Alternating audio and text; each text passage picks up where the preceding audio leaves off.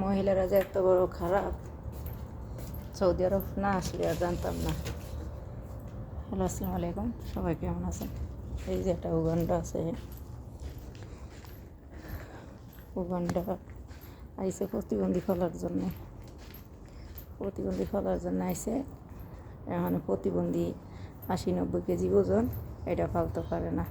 3 দিন ধরেই কাজ করে না, বসে বসে খালি মোবাইল টিপে, কোনো কাজে করে না প্রতিবন্ধী। 3 দিন ধরে আমি কাজ করতেছি, প্রতিবন্ধীর প্রস্রাব পায়খানা পাল্টাইতেছি, খাওয়াইতেছি, সবই আমি করতেছি, আবার বাড়ির কাজও করতেছি 3 তলা পর্যন্ত। বেডি 19 থেকে 20 হইলে মানে একটু যদি কাজ না করি বেতন কাইটা দিব। পরশু দিন আমার লগে কাজে লেগে গেছে, প্রতিবন্ধীর আমি খাওয়াইতাম। আমি কইলাম যে প্রতিবন্ধীর আমি খাওয়াবো, আমি বাসার কাজ করি, আবার প্রতিবন্ধী খাওয়াবো? না খাওয়াবি ভালো কথা, রান্দাও লাগবো না প্রতিবন্ধীর জন্যে। বেডি কইতাছে মাফি তব্বক, মাফি আকেল খালাস, কাটরা আতে বেতন কাইটা দিব। আমি কইছি ঠিক আছে, মাফি মুশকিলা, কাট বেতন, সমস্যা নাই। নাচানাচি করে গেল গা। এখন তো কাজের লোকে কাজ করে না, এখন কেরা করবো? সিফা কলে আটকাই গেছে। এখন কিছুক্ষণ পর নাইমা 2টা বাজে নাইমা আমারে ডাকতেছে, তাহলে হাবিবতি তাহলে।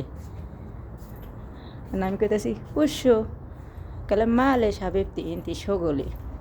আমার এখন কাজ করতে কইতাছে প্রতিবন্ধীর। তাই 3 দিন ধরে কাজ করলাম। 3 দিন ধরে ওই মাইয়া কাজ ধরলো না, কিছু না, মোবাইল টিপতেছে।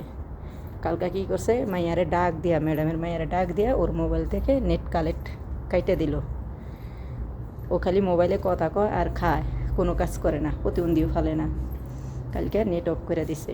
আজকে অফিস থেকে লোক আইছে, ওরা তো কোম্পানি থেকে আইছে, কোম্পানি থেকে লোক আইছে, সুপারভাইজার মহিলা আইসা অনেক কথা কইলো যে মানে পেম্পাস পরাই তারা না, মানে পেম্পাস আমার পরান লাগবো, আমি পরাই দিতে ও পেম্পাস খাওয়াই তৈব আমার।